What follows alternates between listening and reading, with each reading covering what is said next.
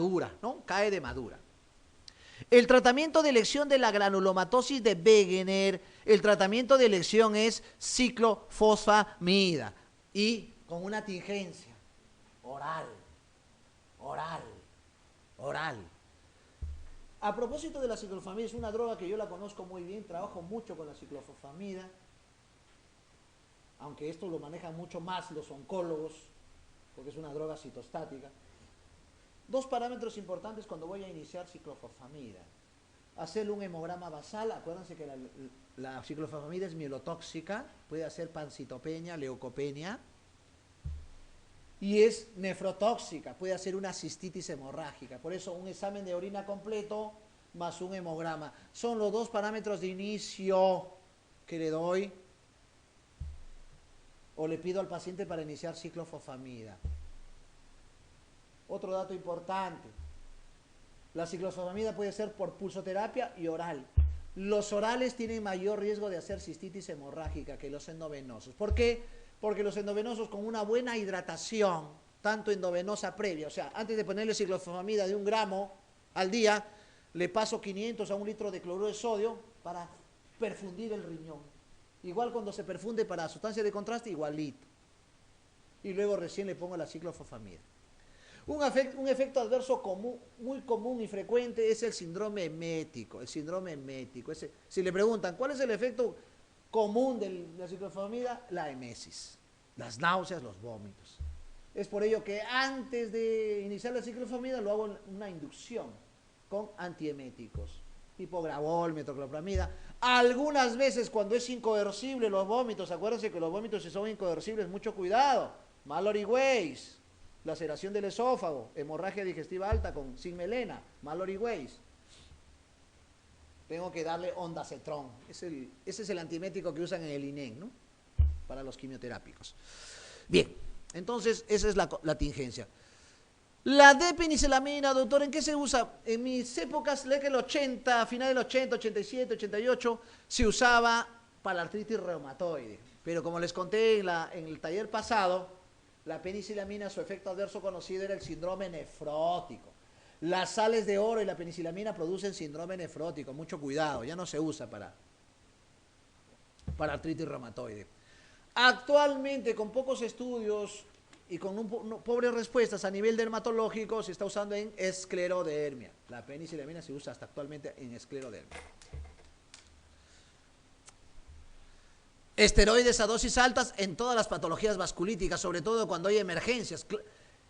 Uso de pulsoterapia a altas dosis. ¿Cuándo hablo de altas dosis de corticoides? Hablo de 500 a 1 gramo. Son dosis brutales. Brutales. Que pueden producir incluso muerte súbita al paciente por arritmias malignas. O pueden producir un glaucoma agudo por dosis de corticoides altos. O pueden producir una cetoacidosis diabética, una cetoacidosis por hiperglicemia. O sea, me juego, ¿eh? Me juego, estoy en el limbo. ¿Ya? Riesgo-beneficio.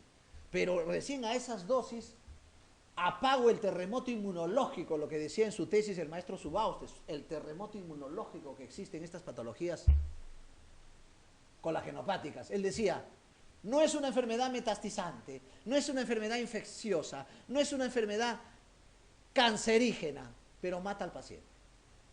Esa es la definición que él hacía de las colagenopatías o de las enfermedades inmunológicas. ¿Ya? Entonces, criterios de corticoides a dosis altas, hemorragia intraalveolar, neurolupus, glomerulonefritis lúpica, paresia diafragmática, miocarditis lúpica, son criterios de corticoterapia a dosis altas. La cetroprina se está usando con mucho ahínco también en pacientes con lupus, pero con pocos resultados. La cetroprina se ha tipificado, se ha circunscrito más para hepatitis autoinmune, me supongo que lo han hecho en gastro ustedes eso. Y esta es mi droga electiva, yo la uso mucho, el metrotexate, pese a que en el paciente caucásico, en el paciente europeo, americano, tiene muchos efectos adversos. La metrotexate, acuérdense que su mecanismo de acción es inhibir la tetrahidrofosfato reductasa. Por eso los pacientes hacen anemia megaloblástica por uso crónico de metrotexate. La dosis viene de 7.5 a 20 miligramos. Puede ser oral o endovenoso.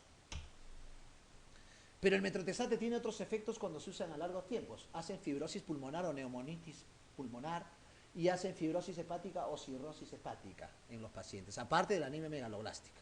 Entonces el metrotexate yo lo uso mucho porque es una droga que tengo muchos pacientes con artritis reumatoide, con Sjögren, que van bien con metrotexate. Tengo años y la paciente ni siquiera tos tiene. Sus TGO, TGP en 10, 8. O sea, para el paciente poliétnico, como somos nosotros, como somos poliétnicos, creo que esos efectos adversos no se ven como los caucásicos europeos, anglosajones y americanos. En la cual se describe por doquier efectos adversos por la cual se abandona la droga. Yo he usado dosis tope y no he tenido efectos adversos. Entonces es una droga, primero, muy buena biodisponibilidad. Es una de las drogas remisivas en artritis reumatoide, espectacular. Vienen pacientes con deformaciones, le das metrotexate por un cierto tiempo y el paciente ya está moviendo la mano con buena capacidad funcional. Entonces es una droga muy buena y barata. Como caramelo, vienen así, en frascos, ¿no? Creo que la pastilla cuesta 0,10 céntimos, 0,20 céntimos en el INEM, ¿no? Entonces es una droga muy buena. Pese a que han salido ya los biológicos como el infliximab, el rituximab, etanercept, como drogas biológicas actualmente, ¡boom!, ¿no? Ya se viene el Congreso Europeo de Reumatología en París, Euler, ojalá que viaje. Vamos, la púrpura de Henon-Scholem, entonces la clave sería ciclofosfamida. Vamos a la pregunta 12. La púrpura de Henon-Scholem cae de maduro. Acuérdense que es una artropatía, una nefritis en niños, dolor abdominal, púrpura no vasculítica y no produce trombocitopenia. ¿Hay artritis? Sí. ¿Hay lesiones cutáneas purpúricas? Sí. ¿Hay cuadros gastrointestinales? Incluso pueden dar hemorragia digestiva baja, hematoquesia. Nefritis, sí. No hay síntomas neurológicos. La 12 la C. Esto es muy importante discernir porque hay una púrpura que se llama la púrpura trombocitopénica trombótica o conocida como la enfermedad de Moscovich, que les he hablado en el taller de hematología. Les hablé de ese cuadro.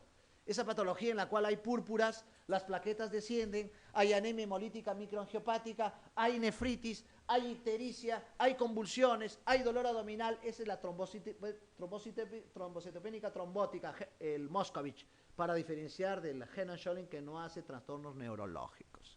¿Ya? La clave de la 12, la C. Un niño de 4 años, ojo, pediátrico. Siempre hay que saber qué población estoy enfrentando, qué patología. Hay reumatología pediátrica, por supuesto, y hay la especialidad de reumatología pediátrica, si alguno se anima, ¿no? En mi época estaban la doctora Eliana Paz y el doctor Ferrandis cuando yo era interno en el Hospital del Niño, ¿no? Pero ellos eran reumatólogos no pediátricos, o sea, reumatólogos. Ahora sí hay la especialidad de reumatología pediátrica en el Hospital del Niño. Y la reumatología pediátrica es distinta a la reumatología del adulto, pues, ¿no? Porque ahí se anidan las patologías congénitas reumatológicas, ¿no? Como la osteogénesis imperfecta, la ocronosis, una serie de patologías, las displasias, las acondroplasias, una serie de enfermedades genéticas de la parte ósea. Y ahí está pues la artritis reumatoide juvenil, que es hasta los 16 años. No planteen artritis reumatoide juvenil a partir de los 16 años, por favor. ¿Ya? Y ahí está lupus. El lupus también se da en niños. Es frustrante ver el lupus en niños, ¿no? Porque el lupus tiene una característica. Mientras más precoz se presente, más letal. Más letal. O sea, se presenta a los 5 años, el paciente no tiene sobrevida, no llega a los 15, etcétera. Lamentablemente, más pequeño es el niño, mayor afección sistémica tiene. Mientras más anciano, más benigno. Por eso hay un lupus del anciano, benigno, cero negativo. Incluso no da ANA. Y miren esa historia. Presenta un proceso catarral. Hay una teoría muy conocida que es la teoría infecciosa. Y de la teoría infecciosa, la teoría viral. Se dice que las patologías inmunológicas tienen disparadores. Eso también yo lo anidé en mi tesis en San Fernando. Eso también lo puntualicé bien. Existen disparadores en el medio ambiente que no se saben cuáles son, pero se han dosado, por ejemplo, en lupus, se ha dosado, se han hecho serología para virus, se han encontrado algunos virus como el Coxsackie, el arbovirus, el lentivirus, una serie de virus. Pero una de ellas no explica todo el contexto. Entonces, miren, siempre hay un disparador infeccioso, un proceso catarral, un proceso viral. Comienza con dolor abdominal, tipo cólico, lesiones eritematosas puntiformes en extremidades que se han hecho purpúricas y dolor en la tumefacción del tobillo derecho, ¿no? ¿Cuál es el diagnóstico más probable? Esta es una púrpura anafilactoide o de Henon-Schollen. También eres un hombre antiguo. Anafilactoide o de Henon-Schollen. Doctor, una púrpura trombocitopénica idiopática, creo que les comenté en el taller hematológico. PTI,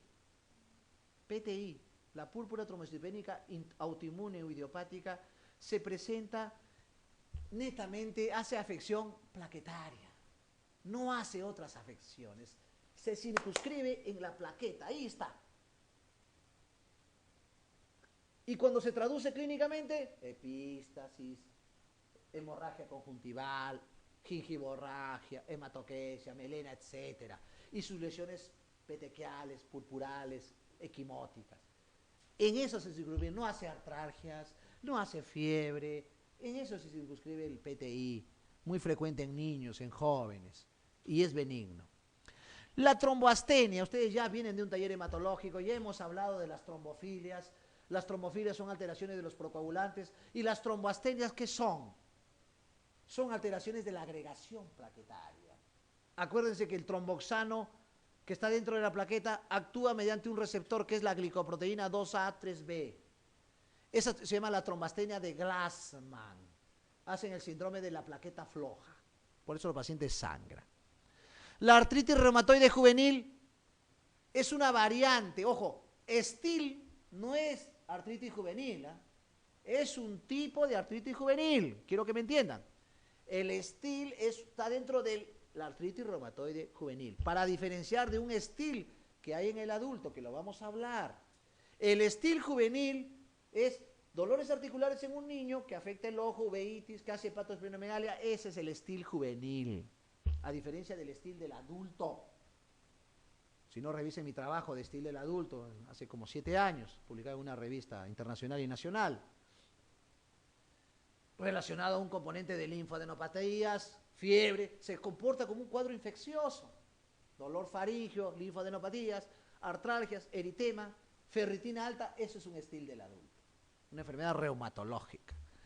Y la poliartritis nodosa, muy conocida, acuérdense, ¿no? Hematuria, glomerulonefritis, miocarditis, polineopatía, anticoestreno B. Estamos repitiendo lo mismo para que fijen los conceptos, y esto es medicina, pues, ¿no? La clave sería la B. Doctor, 11:30, estoy en la pregunta 14. Mujer de 30 años, con historia de 15, veo en todos un ojo de entusiasmo, están un poco exoftálmicos. Ya, me alegra su motivación. Creo que trato de transmitirle mi motivación a ustedes. Yo con ustedes aprendo un montón. Para mí es estar acá, es un honor, verdaderamente. Y no se preocupen, vamos a llegar a la pregunta 100, ¿eh? Tranquilo nomás. Ya, que pasen 5 horas, dice el doctor, no hay problema, doctora, siga hablando usted. Después me van a escuchar en la grabación. Mujer de 30 años, con historia de 15 años de rinitis alérgica. Miren esa historia. Ya por ahí, ya está el doctor, ya no avancemos. Churestrao, doctor, rinitis alérgica con componente articular, ese es Churestrao. ¿Se acabó? Ganaron, ¿cuántos segundos?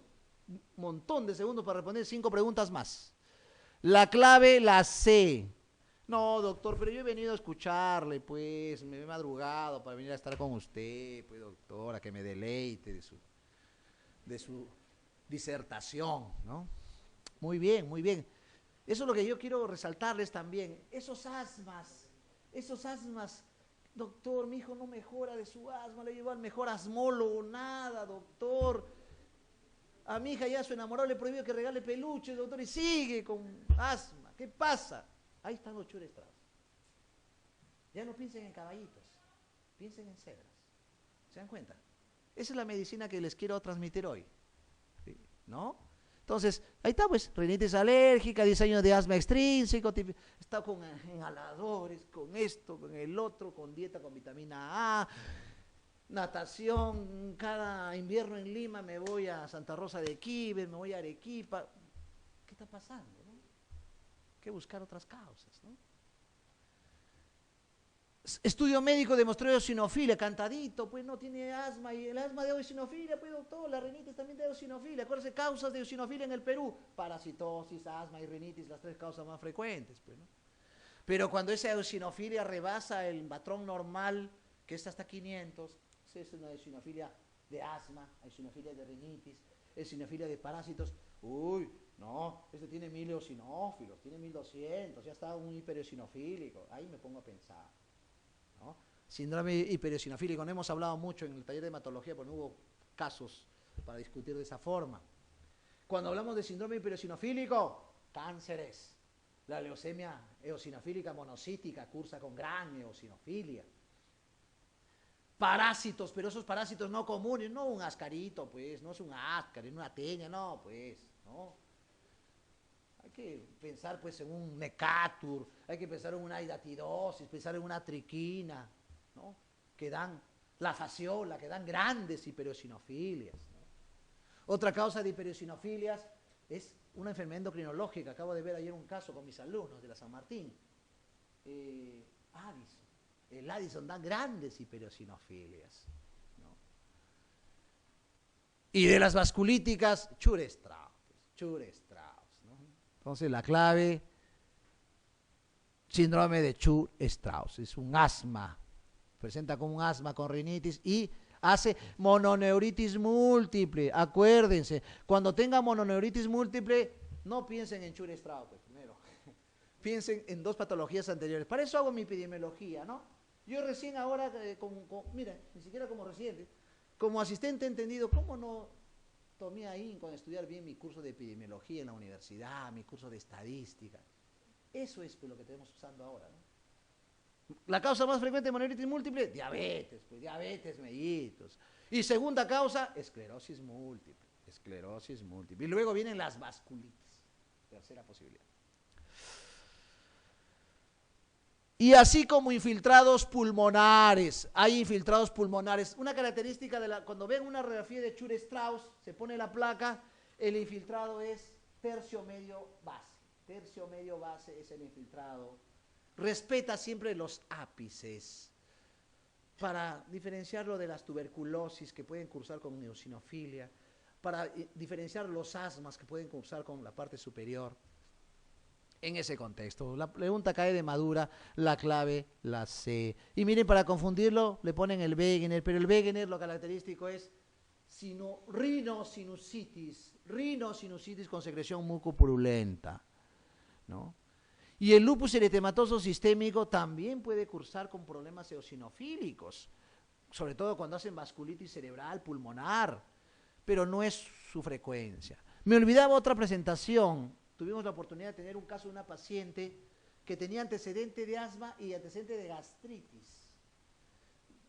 Uno como médico internista tiene siempre ese bichito de hacer unidad clínica. ¿Qué tiene que ver la gastritis con el asma? Pues son cosas disociadas, pues. No. Asma es eosinofilia. Hay gastritis eosinofílica, una gastroenteritis eosinofílica que debuta con diarrea crónica. Hacen diarreas crónicas. Se le hace un coprológico, ahí se encuentra eosinófilos, o se le hace una biopsia para detectar la gastritis por Helicobacter y esta eosinofílica, una gastroenteritis eosinofílica. Me olvidaba, el Chur-Strauss también hace gastroenteritis eosinofílica. Tuvimos 3 casos en mi hospital. La esclerodermia tiene características bien puntuales, ¿no? Cuando tengo un paciente con dolor articular y afectación dérmica, sobre todo el famoso Puffy-Hans, la esclerodactilia distal y proximal, eso es esclerodermia. Pero algunas veces los pacientes vienen con una variante conocida como una pasta dental, CRES, calcinosis, Raynaud, estenosis esofágica, esclerodactilia, ¿no? Eso es CRES. Es una variante más benigna que la esclerodermia. Y debuta con problemas digestivos. Doctor, ya no puedo abrir mucho la boca, microstomía. Doctor, La lengua parece que la tuviera chica, hace microglosia, lengua pequeña. Doctor, tengo dificultad para deglutir, disfagia, por la estenosis esofágica. Y tengo dolorabilidad, odinofagia. Odinofagia. Entonces son manifestaciones digestivas. Incluso pueden hacer divertículos colónicos los pacientes con esclerodermia. Y la linfangioliomiomatosisis es una afectación pulmonar rarísima. He visto un caso en mis 17 años de médico. Debutó con un neumotórax bilateral. Cuando tenga neumotórax bilateral, primera posibilidad, HIV. Segunda posibilidad, linfangioliomiomatosisis. Neumotórax espontáneo bilateral, esas dos posibilidades son el diagnóstico. Así hicimos el diagnóstico de esta paciente que tuvimos. Bien, la clave, la C.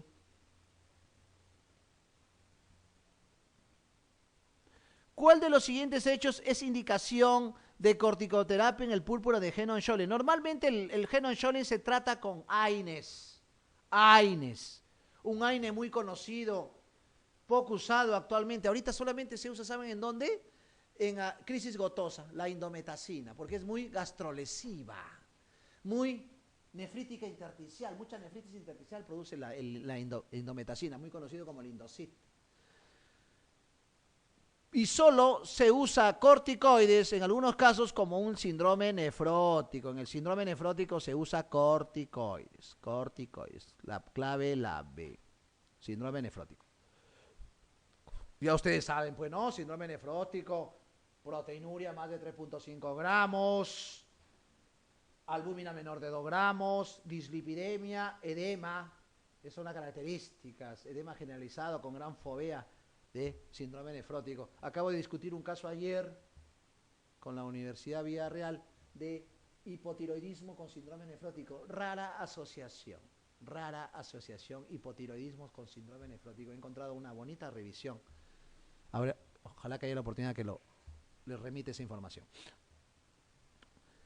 El diagnóstico de púrpura de Henon-Schollen se establece definitivamente cuando se encuentra, esta es la respuesta, pues la inmunofluorescencia directa IgA, inmunoglobulina A en vaso de la dermis, una biopsia. Había un famoso test que se llamaba el test de lavanda. Incluso cuando era alumno, hasta interno se hacía en pacientes que venían con dermopatías y pensaba en algún tipo de vasculitis, sobre todo el lupus, hacíamos el test de lavanda con inmunofluorescencia. O sea, un punch de piel, iba a la microfotografía, le echaban fluoresceína y hacían un estudio. Si pintaba de verde y fluorescía, eso es test de lavanda positivo, diagnóstico de vasculitis dérmica, ¿no? Es parecido a esta prueba. La clave sería la E. Entre los siguientes hallazgos, uno no forma parte de los criterios diagnósticos de la ARA para enfermedad de Behçet, o Behçet también se dice, ¿eh? Término francesado. Úlceras orales recurrentes, acuérdense. Úlceras posteriores. Úlceras genitales recurrentes, no siempre es ETS. No siempre ETS. La que se relaciona más a TS es el Reiter. Reiter. ¿Qué es Reiter? Artritis, uretritis y conjuntivitis. Eso es el Reiter. Y se relaciona a ETS. ¿Por qué? ¿Por qué? Porque está relacionado a la clamidia. A la clamidia. Por eso el tratamiento del Reiter, aparte de AINES, es darle doxiciclina, 100 miligramos vía oral cada 12 horas, 30 minutos antes del almuerzo y la cena, con la barriga llena, porque si no, se forman fitatos y no se absorbe. Por 14 días, ese es el tratamiento de la clamidia. Si quieren comprobarlo, hacen serología IgG y IgM para clamidia. Lesiones orales,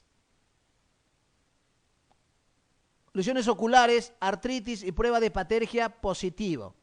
Esta es una pregunta muy interesante, muy interesante.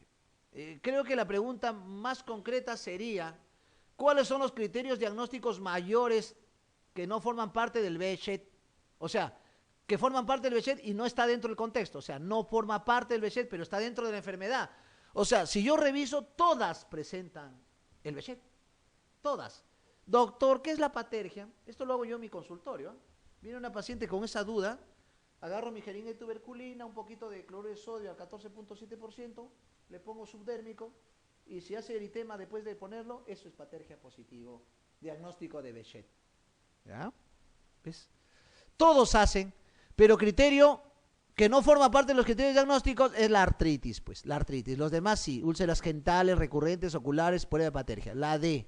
Ojo, la artritis sí, pero no dentro de los diagnósticos mayores. Ahí falta definir bien la pregunta. La clave, la D.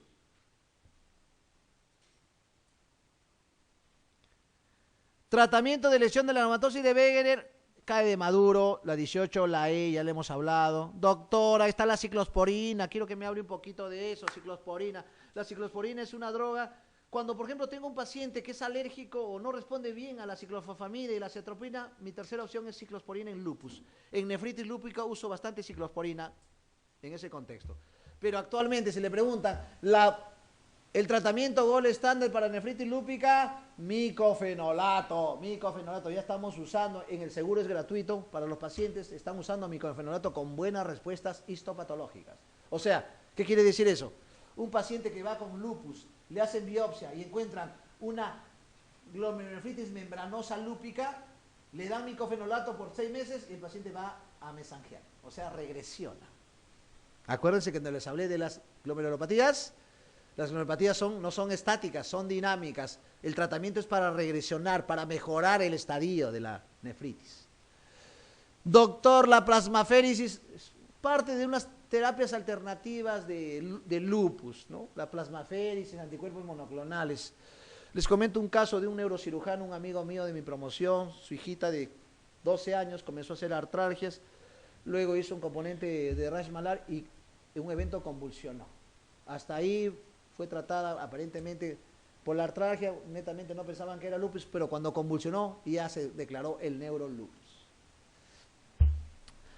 Mi colega médico de la Naval lo ve con los mejores reumatólogos clínicos y como tenía la posibilidad de que por su hospital lo lleva al mejor centro de Johns Hopkins y lo ve la lupóloga, una de las lupólogas, la doctora Smith, y para sorpresa de él, el tratamiento era lo mismo, le habló de anticuerpos antinucleares, rituximab, plasmaféresis, pero nivel B, nivel 3, o sea, nivel C de respuesta.